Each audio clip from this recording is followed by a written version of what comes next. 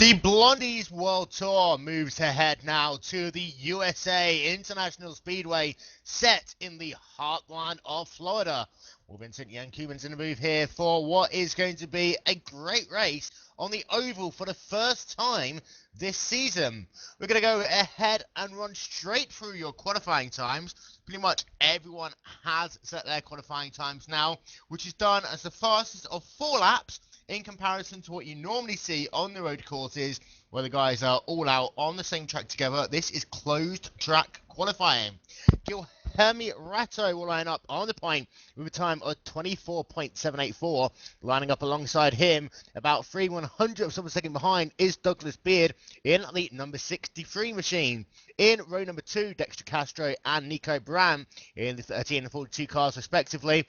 Row number 3 is going to be Tom Rafchi and Jer Janis.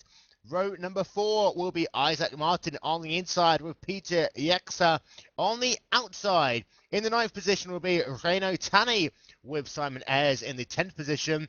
Aknukis Tekis is going to be in the 11th position with Lyle Gel in the 12th position. Eric Garcia is, it's all changing as we speak. Eric Garcia in the 13th position with Michael Gustafsson in the 14th slot.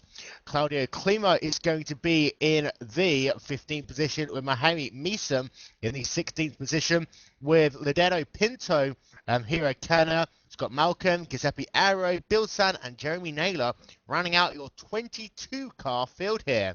Now this is going to be a 100 lap race, and as I said, joining me in the booth today is going to be Jan Koemans. Good evening.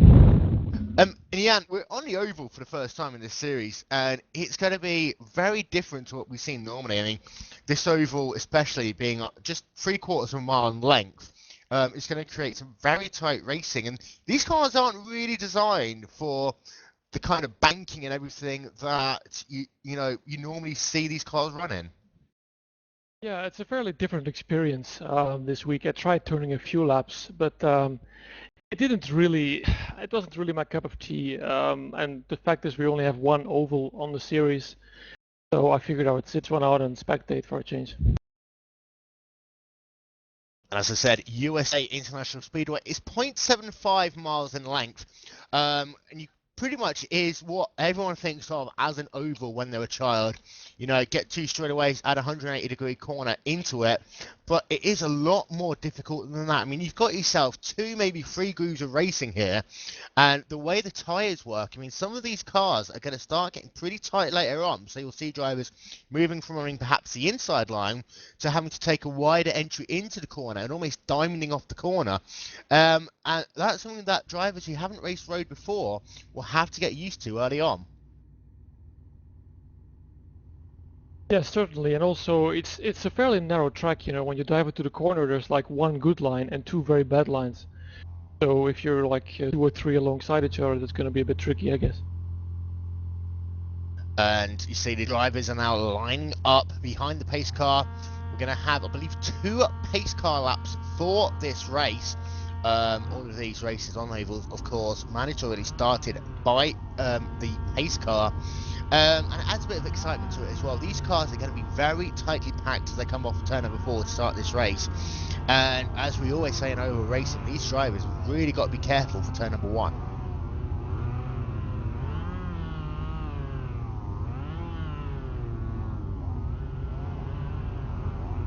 So we're just going to have a quick look from our aerial cam of this racetrack. As I say, 0.75 miles in length, pretty much 2 straightaways, and then the corners are banked at 14 degrees.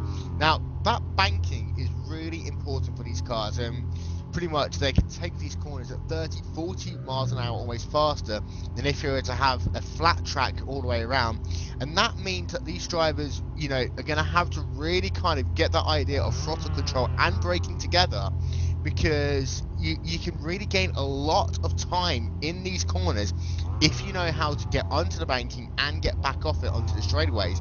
Now, one of the difficult points of this racetrack is coming out of turn number 4 as the banking falls away onto the front straightaway. These drivers are going to have to be very, very careful that their car doesn't get too far underneath them. And this USA Speedway, of course, really is a tough, difficult technical track, pretty much classified as one of the historic bull rings for American tin top racing.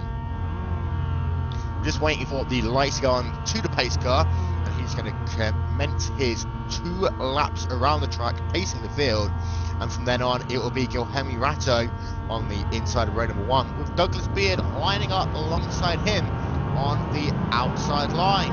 Don't forget, coming up in a couple of hours' time will be the first of 2 rounds tonight of the Glacier TV Protoways. We've heard all the hype all summer, and now it's your chance to see some of the best road racers in the world compete for a prize pool of $1,000. The Protoways $1,000 Cup coming to you later on this evening, start time of 8 PM GMT. See that the pace car is working his way through turn number 3 for the first time. We're past the start finish line this time, and after he does that, the next time he will come down onto pit road. See the lights are now out on that pace car, the iRacing.com first safety car there. He's going to go down through turn number 1 and 2 again. You notice that Guilherme Ratto just got himself a 3-car length gap there, back to the pace car, and this just gives him more opportunities to start this race, just so it means that he can pace the field himself, bring them up to the green flag, and ensure that he is always the first person to get the power down. We're going to go racing in less than 30 seconds time here. To enter your top 5 one more time, Guilherme Ratto in first, Douglas Beard in second, Dexter Castro in the 3rd position, Nico Brandt in 4th, and Tom Rafferty in the 5th position. The pace car makes it hard, left turn down towards pit road. The number 8 machine of Guilherme Ratto there, pacing the field just a little bit more, now builds up speed, and the Blondie's World Tour here from the USA Speedway, it's green.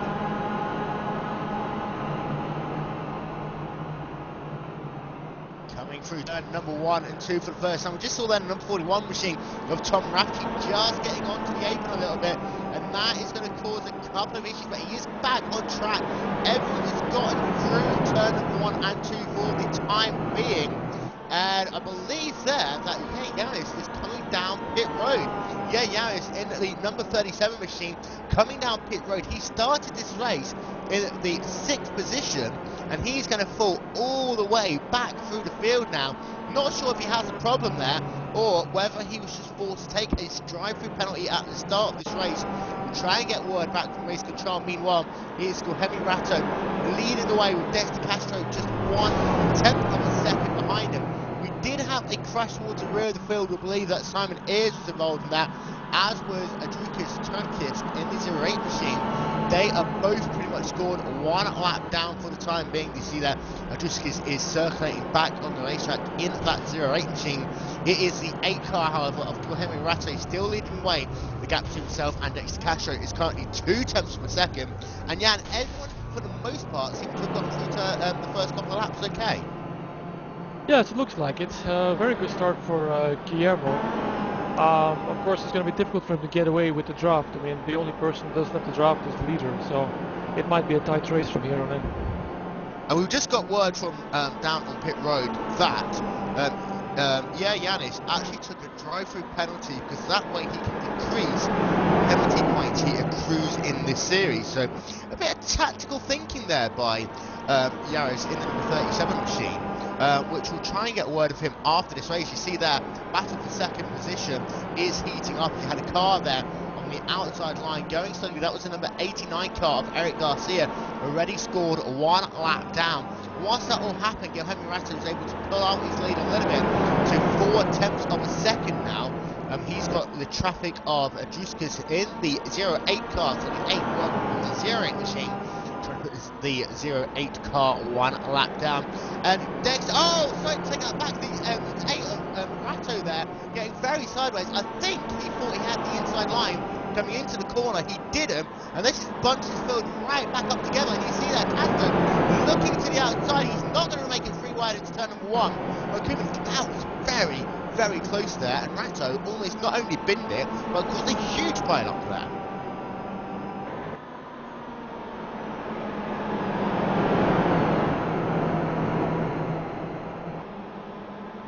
And we'll keeping an eye on this battle for first, second and third position. They circulated by less than 4/10 of a second as Douglas Beard is looking down to the inside of Dexter Castro. Castro working the outside line in the 13 machine. He'll get better drive off the corner, and this is why they're still side by side as they're coming down into turn number 3.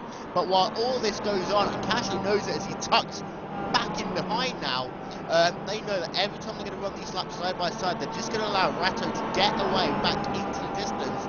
With the draft so important at these racetracks, really important trying to stay into some form of contention.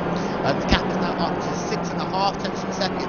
Ratto, your race leader, Douglas Beard in second position, Dexter Castro in third, Nico Brandt in the fourth spot, and Tom Rafferty running out for top 5.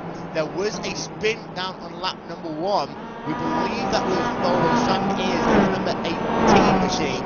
Lower Jow is currently scored 6 laps down, Ayers 5 laps down, Eric Garcia is 2 laps down, Jeremy Naylor is 1 lap down, as is Makaduis and Turkskis in the 08 machine.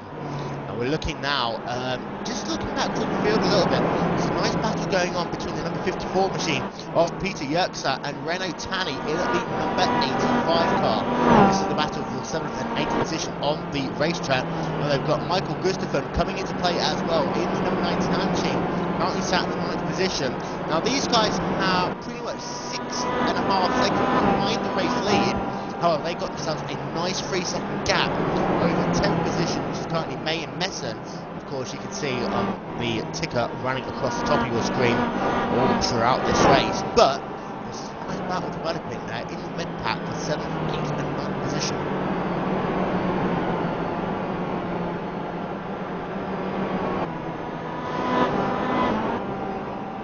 Yes, it's very tight there. It's very difficult to overtake on the oval, so yes, there's going to be a bit of a session down the field. Yeah, we did say, of course, Chris Beers was able to make that pass down into turn number 1. But what you also saw is just how hard it is to hold that inside line tight while you're trying to complete a pass. And Dexter Castro, who races in the IZOD IndyCar series here on iRacing, knew exactly how to pinch a driver down onto that inside line. So he did that to perfection in the number 13 machine, and he did lose position in the end, but you can run too wide here. The guy on the inside does not have a free pass once they get that car down to the inside line coming into the corners. I'll tell you what though, Beard and Castro are catching Ratto back up. This is the battle for first position, with Nico Brandt coming into play as well. Keep an eye out on Tom Rafferty in the number 41 machine. He is currently only 2.5 seconds behind the race leader and just ever so slightly closing. He's trying to get the draft back from Nico Brandt in the number 42 machine.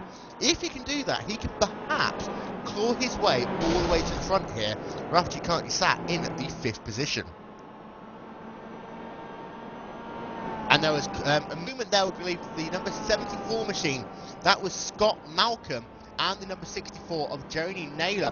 Naylor is going very slowly on the racetrack, and it would have been a 74 car, Scott Malcolm, putting Naylor a lap down. And just having a look to see what happened between these two drivers, and it did just look that there was actually a bit of sizable contact there between those two. But Naylor is going to be out of the race. However, the 74 machine of Malcolm is able to continue. Checking in on his lap times, however, and they've dropped off quite a bit there these last couple of laps, by about a couple of seconds. And in fact, that last time by on lap 15, he was a full 2 seconds than he's been previously in this race. So perhaps Scott Malcolm is now trying to nurse a damaged race car back to pit road at some point in that number 74 car, but he's picked up the pace a little bit now. So that 25.5 that he did on lap 16, it's comparable to what he was doing before that incident. So Malcolm actually just about able to get through scot-free. And Jans, coming to you quickly, you notice that once the leaders catch this traffic, the front 4 or 5 cars all bunch back up together, and you were talking about how difficult it is to overtake here.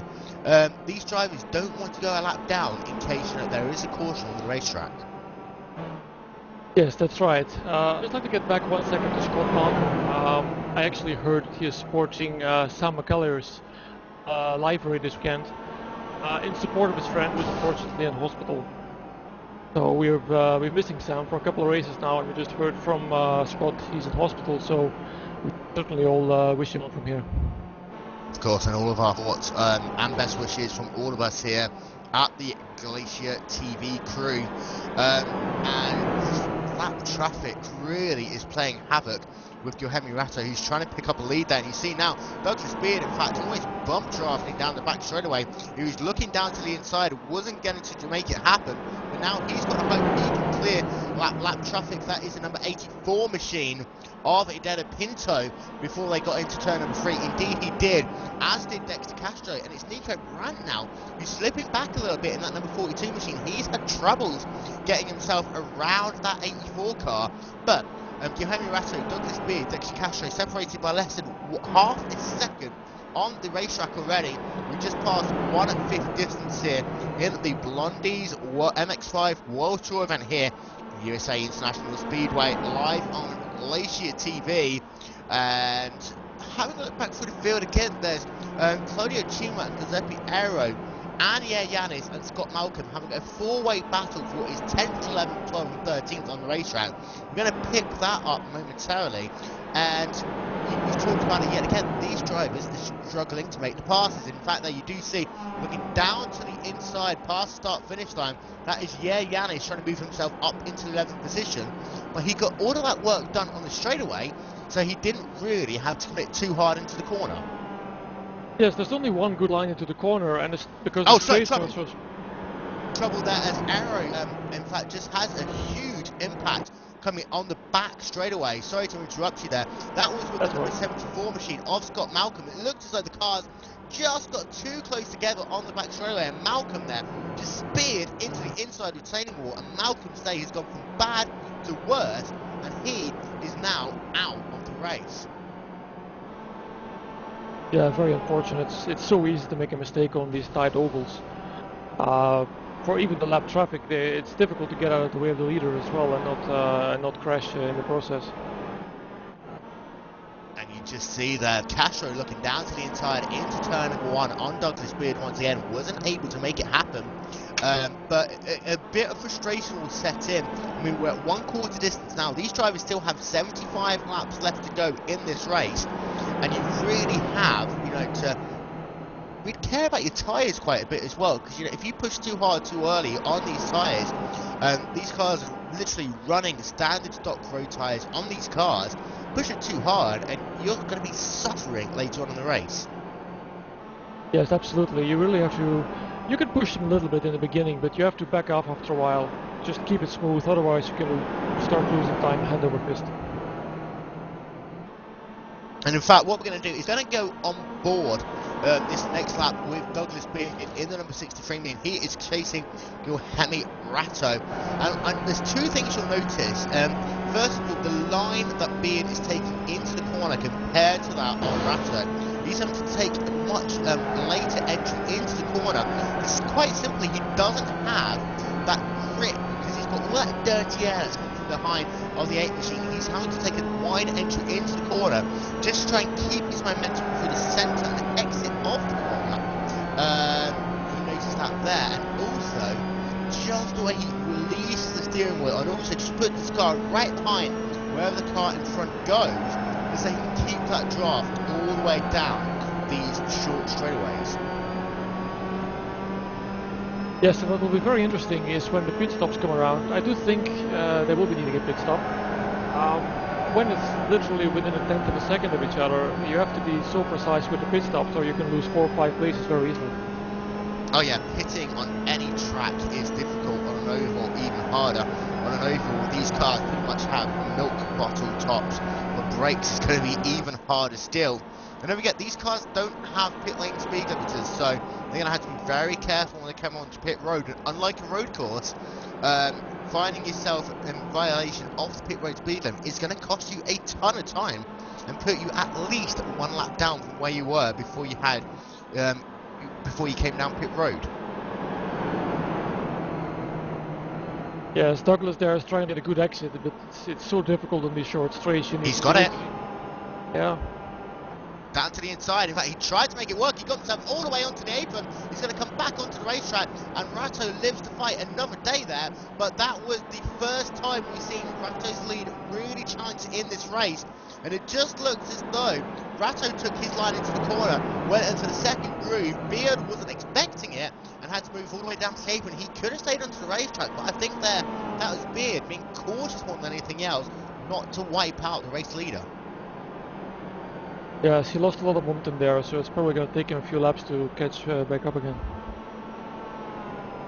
And while that is happening, you see there Nico Brandt trying to make the pass on Dexter Castro in number 13 machine, getting down to the inside into the corner, but that outside line for the centre and exit, as always, has the optimal line. The way it works, quite simply, is if you're on the outside line, yes, you've got a longer way to racetrack to go, but you have to use less steering.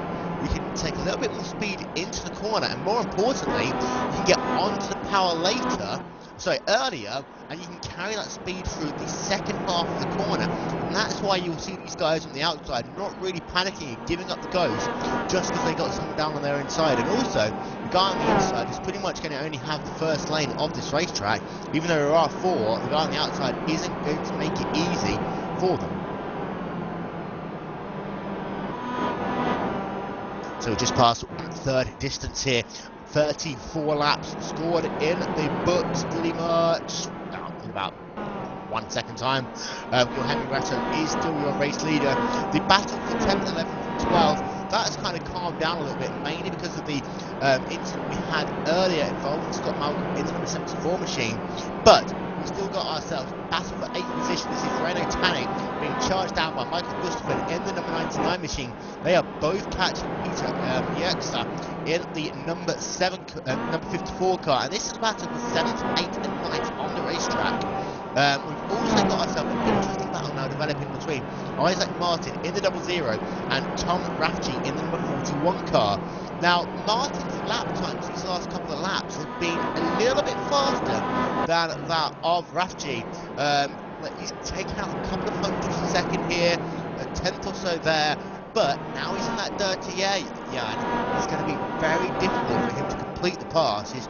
Once you're in that kind of dirty air, about 2-3 tenths behind another car, it's so difficult, especially at these speeds. They're taking the corners at 75, 80 miles an hour. So difficult to keep that momentum when you're stuck behind someone else. Yes, absolutely. Also, of course, your vision becomes a bit of a problem because you don't really see where you're going at some point. And you did see that Martin made a huge move down to the inside into turn number 3. He took a very late entry, got on the brakes as late as possible. He's obviously been watching a lot of short track racing in the NASCAR. Wasn't quite able to make it happen to him though. And just having a look back, Dexter Castro in the 13 machine. He's been passed now by Nico Brandt in the number 42 car. So Castro loses that 3rd position to Nico Brandt, and Nico Brandt is on the charge here after starting this race in the 4th position. He's finally got around Castro, which is what he's been struggling to do now for about 10-15 laps, and perhaps now he can try and close that gap back down to Douglas Beard in the number 63 machine. Yes, he's around 1.6 seconds behind the lead right now, which means that he should be just about in the draft, but it will be a weak draft, so we'll still have to drive quite fast to try and get to the backside of Douglas.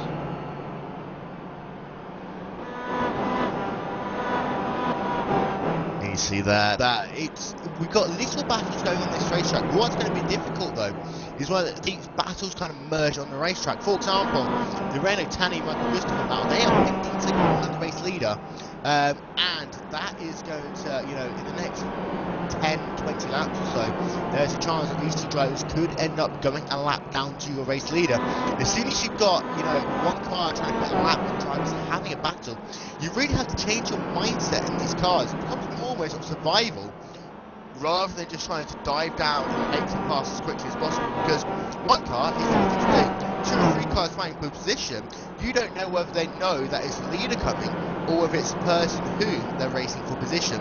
And there could be some surprises left to come in this race. Of course, these drivers will have to make a pit stop at some point as well. Be interesting to see what these drivers are like to do that. But I tell you what, Douglas Beard right back up to the back of Mohamed Ratto, looking down to the inside once again as they come down into turn number 1. Back for the race lead. Ratto there runs the outside line, in fact keeps the advantage from turn number 1.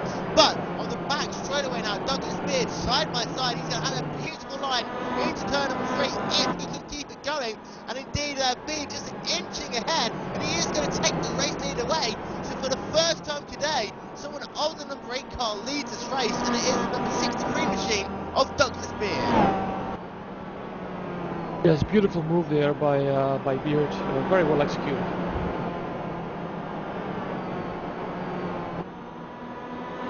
So for the first time, Douglas Beard puts himself into the race lead, but you just see that Ratto is back onto the attack.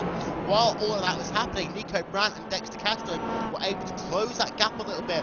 Once again, we have 3 cars separated by less than 1 second on the racetrack. Ratto using a very wide line into turn number 1 there. He's going to try and take the race lead back. They're going to be side by side down the back straight away. Nico Brandt, he's going to put his lead so he goes to the outside line there. And perhaps he's going to try and work to the outside of Ratto. But there, Nico Brandt helping Douglas Beard by lining up on the outside with Beard there while Ratto is all by himself on the inside.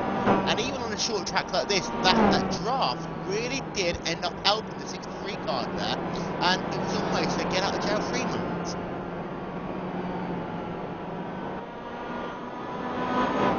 So 46 laps going to be scored complete this time by, you see that Ratto still on the attack in that number 8 car. They've got lapped traffic ahead of them. This is going to, for the time being, help Douglas Beard, who's going to be putting a lap on Hiro Kanya in the number 63, in the number 6 car.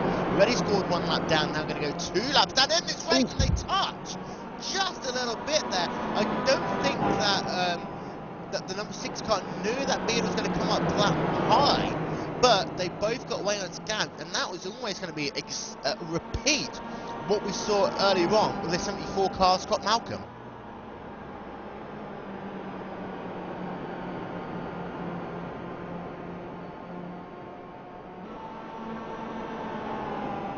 So you see there, Dexter Castro is also now back within that 1 second window.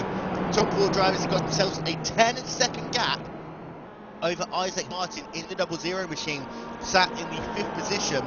Just having a look at Martin's times for the moment, he has been able to pass Peter Yerxa and also pull out a gap. Yerxa is suffering later on in this run.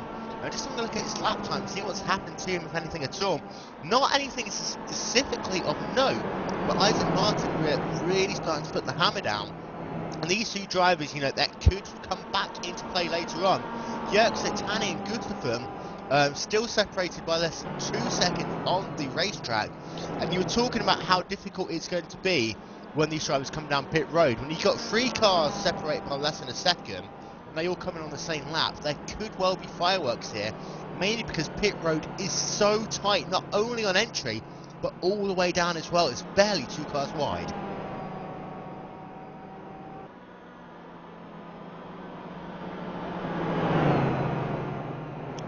And now, just past half race distance here of the Blondie's World Tour event here from the USA International Speedway, set in the heartland of Florida. This 0.75 mile 4-corner oval with banking of 14 degrees in the corner, pretty much flat straightaways, only a couple of degrees of banking on these short straightaways there. But Douglas Beard is your race leader.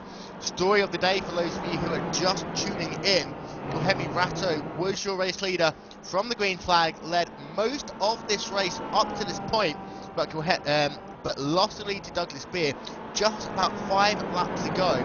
That bunched the field back up, but now we've got ourselves a 7/10 of a second gap from Beard to Ratto, a further 7/10 of a second between Ratto and Brandt. Dexter Castro just 2 seconds behind Nico Brandt. So the front 4 cars still separated by less than 2 seconds on the racetrack. We got ourselves battles from 7th through to 8th, and also from 10th, 11th and 12th on the racetrack. And yeah, this race goes very quickly, but these drivers are going to have to start getting a bit fatigued in this car, because they really are having to use a lot of wheel as they come into these corners.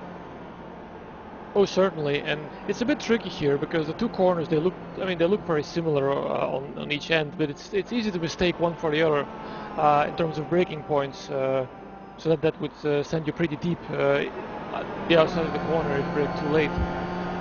In any case, I would say the top four, they all have a pretty good shot still at winning. It'll just depend on the pit stops. Indeed, it will all the way come down to the pit stops, and it'll be interesting to know whether these drivers take tyres as well, or just top off on race gas.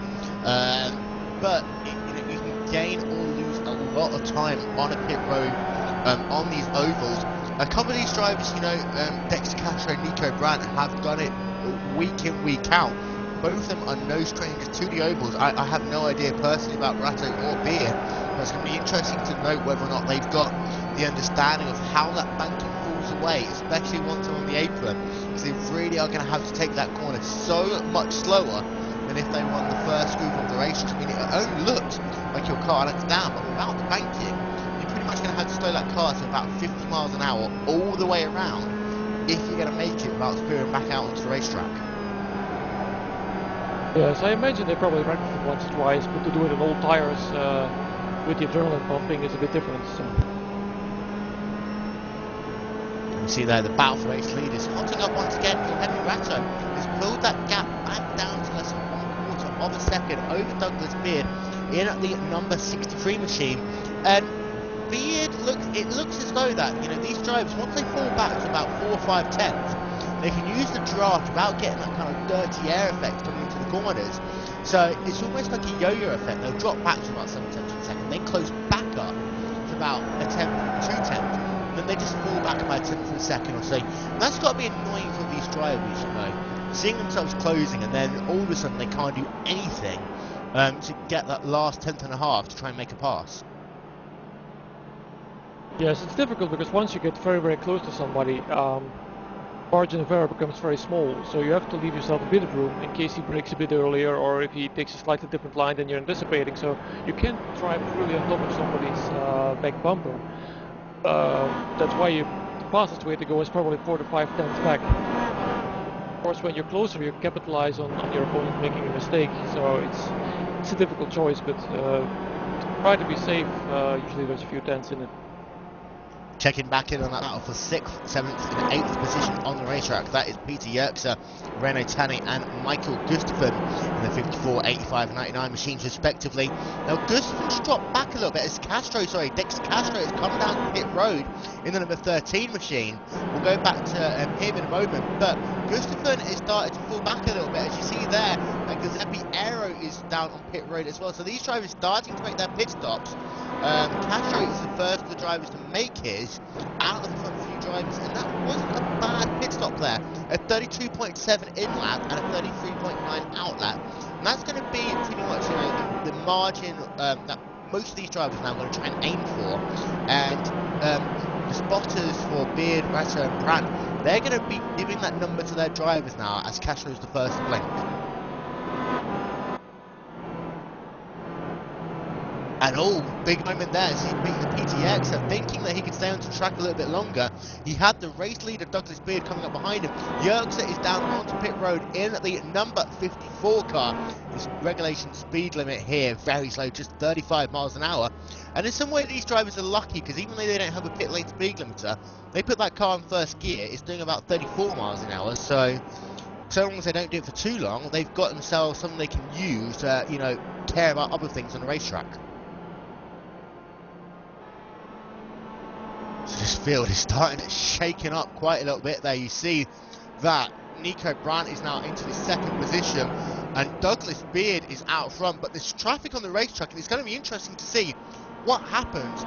It's really going to be a case of perhaps whoever goes into pit road when there's the least amount of traffic about, as long as they get their marks okay, they should, in theory, come out ahead.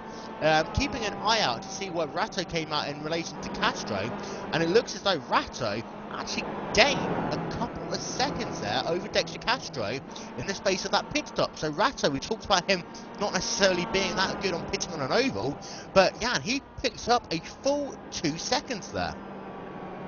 Yes, probably what he did is he took probably a few tenths of a gallon less fuel. You have to be pretty good at arithmetic here and calculate beforehand exactly how much fuel you're going to use. Because especially when the field is as tight as this one, just to leave the pit lane with a few tenths of a gallon less can save you a lot of time. And some, unlike on a road course, on ovals, fuel is such a bigger variable because you can save quite a lot of fuel if you're just cruising around behind another driver. You know, get off the gas a little bit early, use the effect of the draft to your advantage.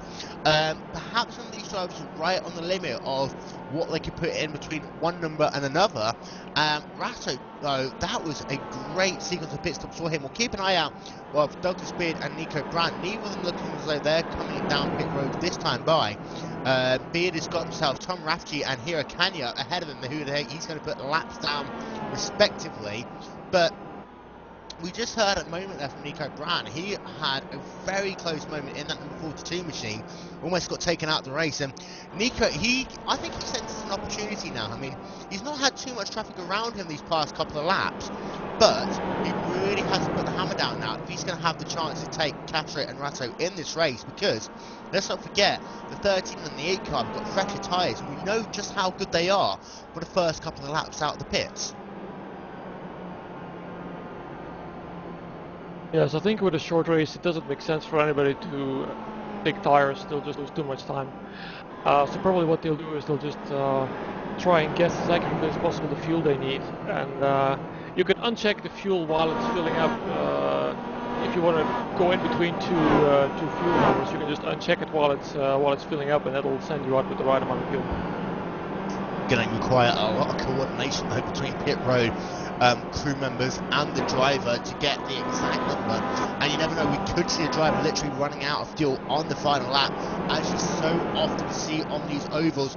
We have got ourselves now 70 laps scored complete here in the Blondie World Tour event here from the USA International Speedway. Douglas Beard looking down to the inside to put a lap, I believe that is on Tom Rafferty in the number 41 machine.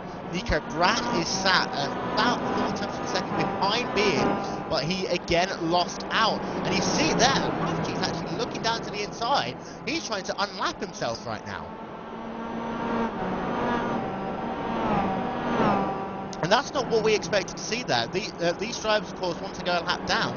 We think that's game over. But Rafferty there actually trying to unlap himself. And then a little moment with Nico Brandt. He couldn't get onto the throttle when he wanted to, as Rafferty was a little bit late onto the gas. Brandt almost running into the rear of the number 41 machine. And it's going to cost him a couple of tenths of a second. There's traffic all around the racetrack, around the leaders. At the moment, all these drivers having their own squabbles, and it really is costing Nico Brandt now. Yes, you have to be a little bit lucky sometimes negotiating the traffic. You can't predict everything. So. And it does look as though the incident that we saw with Beard early on there, that little tap, not really affecting him. And I mean, this is such a rhythm track here. You know, you can kind of almost adapt to the handling of a race car. Oh, sorry, Nico Brandt there, very, very close as he was putting a lap on Scott Malcolm. That's not the first time we've seen that today, but literally inches between these two drivers. And we just heard Nico getting a little bit angry there through the team radios, but Brandt looking as though he's starting to get a bit peeved off, not being able to look at his cars as they're all embroiled in their own race battles.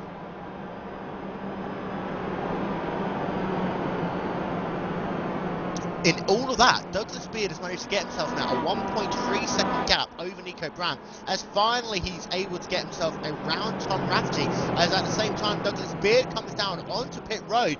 So Brandt is going to assume the race lead for the time being. We'll keep an eye on Douglas Beard now. His pit stop going on and progress there. 35 miles an hour is the pit road speed limiter there. So he's going to come down into his pit box. His pit in time was a 32.575. I'm going to compare that with Hemi Ratto's lap time, if we can find it. And Ratto's actually was a 33.071. So for the moment, Beard has got the advantage. coming back out of the racetrack. Let's not forget, he'll have to take less fuel than Ratto took. So he's got the advantage for the moment coming back out onto the racetrack. Beard on the back straightaway, and Guilherme Ratto is only, I believe, in turn number 2. So Douglas Beard, not only is your race leader, he's got the race lead now by about 5 seconds. Yeah, that's quite a big gap. I don't know if he took less fuel or if Guillermo got held up in traffic, perhaps. Well, it probably would be a little bit of two, as I said. So Beard would have had to have taken less fuel on his pit stop, and also he was running a lighter car through that stint of the racetrack as well, which would have helped him. Now, Nico Brandt is the only driver who hasn't pitted. We've got ourselves 22 laps left to go in this race, so we expect him to come down at some point soon in the number 42 machine, but Brandt is perhaps trying to use the strategy here to the absolute limit, come down only when it's absolutely necessary, along similar lines to what Beard did in that 63 machine. Now he's down onto pit road, and Nico Brandt, the last of the lead lap cars to come onto pit road there in the number 42 car, will have a look at his pit in, see what he can do, and it was a 30, still waiting, a 33.077. So Beard was 3 tenths of a second faster coming onto pit road. He was a second and a half ahead when he came into pit road. Brandt will take a little bit less fuel, but we're keeping an eye on Douglas Beard in the 63 car now, as he's coming out of turn number 4. He's passing the start-finish line now. Nico Brandt is just coming out of pit road there, but you see Douglas Beard is so close, but Beard just keeps race lead, and it's going to be by about a second and a half there. Douglas Beard from Nico Brandt. And Jan, I hate to say it, but that lap traffic that cost Nico Brandt so dearly is the difference between him still being sat in second position and perhaps leading the race, because the gap is 1.3 seconds, and that was the gap when Nico Brandt was stuck behind Tom Rafferty for those 3 or 4 laps. Yeah, that's right. Fortunately, he got a little bit of a draft of the traffic now, so that gives him maybe a tenth or 2 back. He's about a bit over a second behind Douglas now, so it's going to be difficult for him to catch up, but he does have maybe a tenth worth of a draft right now, so let's see what Nico can do. So it is Douglas Beard, still your race leader, the gap between himself and Nico Brandt, now up to 1.9 seconds on the racetrack. Guilherme Ratto is in the 3rd position, but has Dexter Castro just 2 tenths of a second behind him. We have 5 cars on the lead lap. The last driver on the lead lap is Tom Rafferty in the number 41 machine. And then it is Peter Yerkser sat in the 6th position, Michael Gustafsson in 7th, Renaud Tani in the 8th spot, yeah, Yanis in 9th, and Dadeno Pinto rounding out your top 10. And there you see now, in fact, Douglas Beard putting a lap on Tom Rafferty, so there's going to be 4 cars on the lead lap now, but for Rafferty, he's got himself a huge lead over 6th position. I don't think he really needs to stay on the lead lap as he was doing earlier now.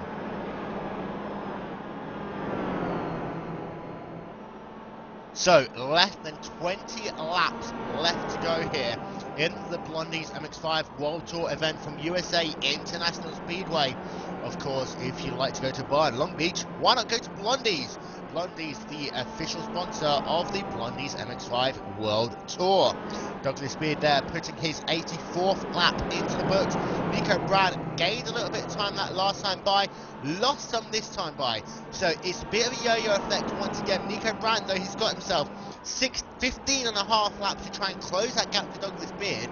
And yeah, a tenth of a second is doable, but we've seen how difficult it is to pass here. So really, he's got to be closing at 2 tenths of a second a lap right now. Yes, and to have any chance of really passing, he would need a small mistake from Douglas as well, because if somebody has a perfect entry to the corner, there's no way you're going to get by. So it's just a matter of following him lap after lap after lap until he makes a small mistake and you get a run at him on straight. And that is one of the difficulties of rover racing, trying to keep focus when you're pushing to your absolute limit and you just cannot get closer to the car that you're trying to push. And we see there though that Brandt is close that gap once again. Is now down to 1.3 tenths of a second. Guilherme Ratto is still in the third position, but Dexter Castro is still just 0.2 of a second behind in the number 13 machine, and Castro is pushing for all it's worth. And you see just the amount of traffic they're having to go through, 3 wide into the corner, and Dexter Castro almost running into the rear of Henry Ratto as he's going to go 3 wide down the middle, past the start-finish line. This is the action that we're looking at on the racetrack for the moment, but Ratto there is going to get the advantage as Castro is stuck on the outside line coming into turn number 1.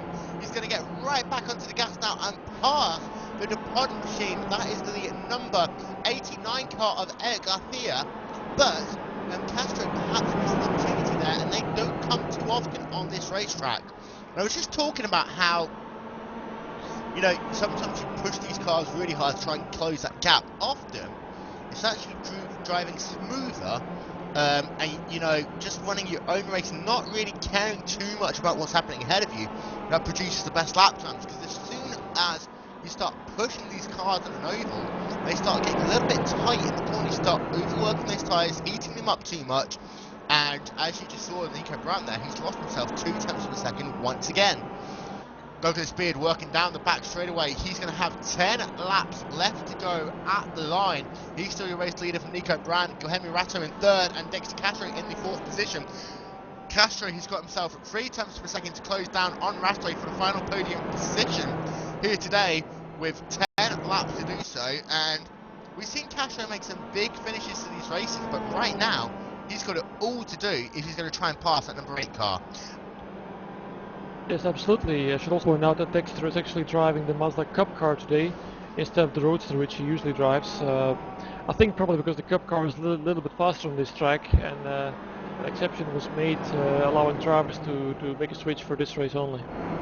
And we had a moment there between Eric Garcia in the number 89 car and Hiro Kanya in the number 6 car. The 6 car is continuing on the racetrack, got himself a little bit side damage, but the number 89 car of Eric Garcia is down on pit road there, and he is getting some repairs to his race car. Just having a look back at what happened there, and these cars were going 3 wide on the racetrack. You saw there was a car on pit road, that was Adeno Pinto there, coming out of pit road after his stop. Garcia comes up the racetrack a little bit there to give Pinto a little bit of room. At the same time, Kanye didn't realise that was going to happen. The two collide, and Garcia is the driver who came out the worst there, and he's falling back through the field now 5 laps behind the race lead with 8.5 laps left to go. And very quickly, Jan, one thing we haven't talked about here is the difference between the Cup and the Roadster car here, and I think quite honestly it's just more of what you want to see when you're in a race car here. There's not really that much difference, perhaps a little bit of weight transfer into the corners, but you know, having the steering wheel on the left hand side is obviously the traditional method, and it means then that you can see clearer, you know, out the right hand side of the car, see who's outside of you. But it's interesting to note which drivers are using which and which is coming out on top. As you see, Douglas Beard is running the Cup car, as is Nico Brand, Henry Ratto, Dexter Castro. They're all running on the Cup car there, and you have to go all the way down through the field to see anyone who's running in the Roadster here. Yes, I think the only reason Cup car might have an advantage here is simply the specific length or of the track, because basically they are staying in 4th gear all the way around in a pretty good RPM band. The Roadster has different gearing. It might be that the gearing is just less suitable for this track. Also, because all the turns are left-hand turns, there's a slight weight balance advantage probably to sitting on the left-hand side of the car. Of course, yeah, and also you get to see exactly where that yellow line is, which is especially in qualifying, you're going to want to hit, you know, to get yourself those lap times. You see Douglas Beard there, he's got himself now 6 laps left to go, got 2 cars ahead of him, a bit of traffic there, he's going to pass one of them pretty easily, as Germany Naylor is your latest retiree out of the race. Michael Gustafsson gets past as well, so we've just got 4 cars on the lead lap, which isn't surprising as we're being green from start to finish here, but it's interesting to note how the field spread out after that sequence of pit stop. Douglas Beard was the biggest winner by far, but it does look as though it was pitting later.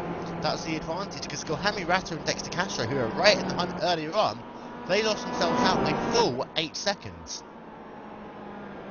Yes, and Dexter just kissed all quite heavily there. I hope he doesn't have steering damage. Yeah, that number 30 machine, the Dexter Castro. I'm just having a look back to see what happened to him there. And it's a weird mistake there, because Castro is very used to these ovals.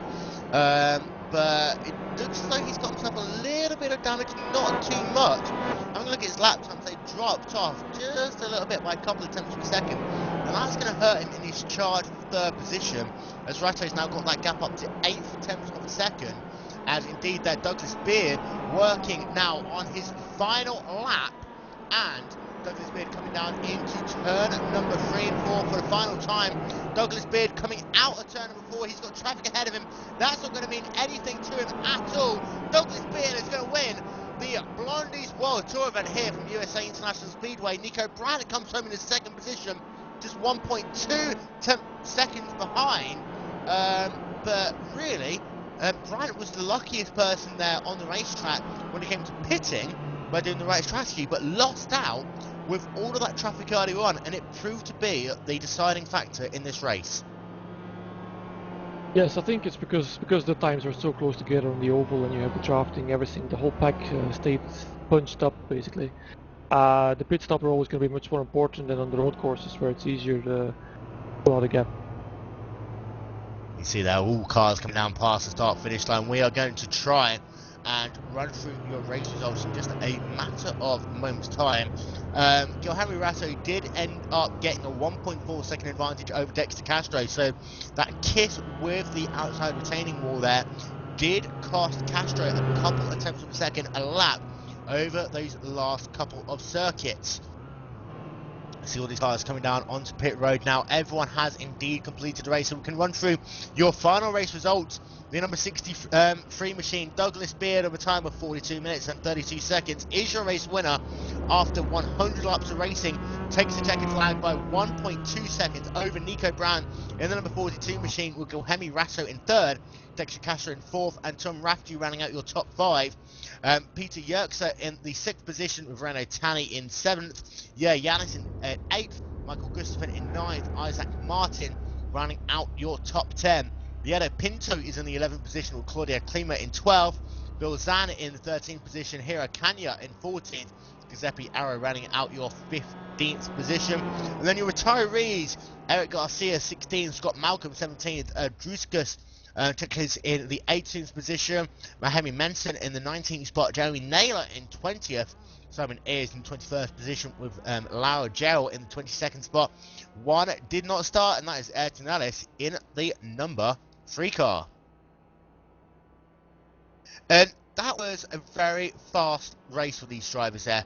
You know, they're used to racing 45 minutes, but in some ways, it's a bit more difficult than what they've been used to on the roadside, because they haven't had the chance to even, you know, take a deep breath in this race at all. Yes, no long straights here. It's much easier when you're on a road course, where sometimes you have like a 20-second straight to, I don't know, just move around in your seat a bit, or even have a sip of water. Here it's all go from the start, from start to finish, really.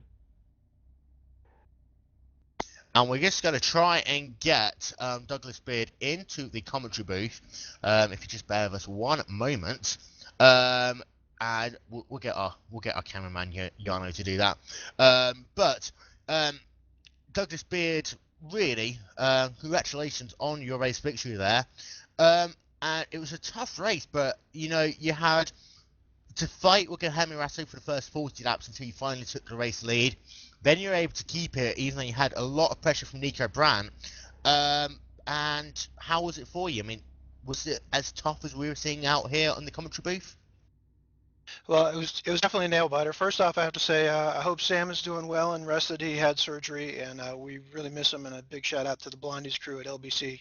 I wish I could belly up to the bar and have one right now, because I definitely need one. That was for sure a struggle. At the beginning, I was able to hang tight with Guillermo because I thought maybe it was just the draft. It certainly felt like it. I felt like if he got away, that was going to be trouble. And I guess Dex had some problems and he pulled into pit, so they kind of spread us out, and I was able to run on my own for a little bit. Besides the traffic is always fun, and of course I did grow up doing the oval thing with the old Papyrus sims, so I'm very used to the oval style of racing, and you're not quite sure if folks aren't used, if they're not used to it, you're not sure what you're going to get. So it definitely was a nail biter from my perspective. And then watching the times come down, seeing Nico behind me, I was nervous the whole way. And you and Nico petered a lot later than Ratto and Castro, by about 20 laps or so actually, when we look back. Was that always your mindset going into the race? Did you always know that was going to be your strategy? And, you know, it obviously paid off for you, but how much work did you do to figure out which way you're going to go on the pit stop? Yeah, that was always the plan, especially since I was out front and feeling pretty comfortable with the car. I was just going to run as low as I could and just as far as I can get, and if I felt like I was going to run into some traffic or run into some trouble, then I was going to pull in. But for the most part, unlike my strategy at the opening race, Okayama, where I let the guys go because I was new to the series and I didn't want to race anyone, didn't know anyone's tendencies. So let them go, pitted very early then, and made it up on the track alone. But this time I had a better sense that I was just going to run as far as I could go. So happy from there. And it did look as though, from our perspective, the critical point of the race was when you were having to negotiate all of that traffic, and you got yourself up a 1.5 second gap over Nico Brandt, and then coming out of pit road, Nico Brandt was 1.5 seconds behind you. I mean, how confident were you that you were going to retain the race lead through that sequence of pit stops? And in your eyes, how important was it being able to build up that lead when it really mattered? Not very confident. Like I said, I was kind of hoping for the best, and you never know with traffic, but when it mattered, I was able to get that space. The guys were great letting me go by. I did race with a few guys who were lapped down, but for the most part, everybody had their head on a swivel and was looking around and made sure that, and I called it out one time, especially there was a big wreck happening there toward the end. I don't know, maybe 10 to go or so. And I said, leader's coming, just to give them a heads up. And I said, low. And thankfully, everybody kind of, did the Red Sea for me and spread out, and I managed to get it through. But I was really hoping to get some clean track, and if not, hoping my oval racing past would help me get through that traffic. But everybody did pretty well. Yeah. And also, finally, how difficult was that pit road getting onto? I mean, you saw a lot of these drivers coming in very late, and that 14 degrees of banking disappears in a heartbeat as soon as you get onto that apron. Yeah, I definitely practiced that a few times, and I saw Eric Garcia in practice just come in absolutely sideways to it and almost clipped the barrier. And I said, you know what, I better try that myself because that looks tricky. And I did a few runs on it, and I felt pretty good about it. And I think I actually missed what I had been practicing. I missed my marks, but still I managed to be pretty quick on it. But like I said, it was some practice. Same thing on exit. Made sure I got a good smooth exit as fast as I could be. Well, good job, good win, and congratulations on a race victory. Cheers, thanks. Next up, we're going to have a quick chat with, in fact, again, Mr. Cameraman Yano is going to have to walk Dexter into the booth with his shotgun in hand. Mr. Dexter Castro, you came home fourth, but at one point you could have got second, at one point you could have got third, but is fourth the best you could have taken from this race? I could have done better, but I think the top were all very even. I didn't quite get the qualifying I would have. If I managed a little better, I might have been on pole, which could have changed things. But other than that, yeah, it was a good race. And we noticed how difficult it was to pass here. In those first 30 laps, you had your battles with Nico Brandt, while Ratto and Beard were having their own battles as well. I mean, was it as tough to pass as it looks like it was, or were you guys showboating? Oh, it was absolutely very difficult to pass. I mean, the entire second half of the race after my pit stop, I was trying to pass Guilherme, and I just couldn't quite get my nose inside of him into the corners. And then just when I was starting to come up with a plan to get my way around him, and then came up on a huge gaggle of lap traffic. Absolutely crazy, going 3 wide through about 5 lap cars. In your pit stop, you pitted earliest out of anyone in the top 5. Looking back, do you regret doing that, or do you think that, you know, in different circumstances that strategy could have worked? I think that strategy could have worked, but it was mostly because I hit the wall and lost the draft. It wasn't, the damage wasn't bad. If anything, it might have made me a little faster, but it was really about the same. Didn't affect the speed at all. But the reason I pitted early is because I had lost the draft, and I was hoping I could take fresh right side tires and just make up some time on them. And it would have worked too if Guillermo and I hadn't been battling so hard. I think that's most of why we were behind the leaders at the end. And we saw you had the contact with Wall towards the end of the race as well. I mean, just how frustrating is it sat in one of these cars? In fact, you know, racing the outside IndyCar series at some of the tracks, you know just how annoying it can get, but just how difficult, how frustrating was it to try and put a pass down, but every time you try and make a move, you just didn't have the grip to make it stick on the inside.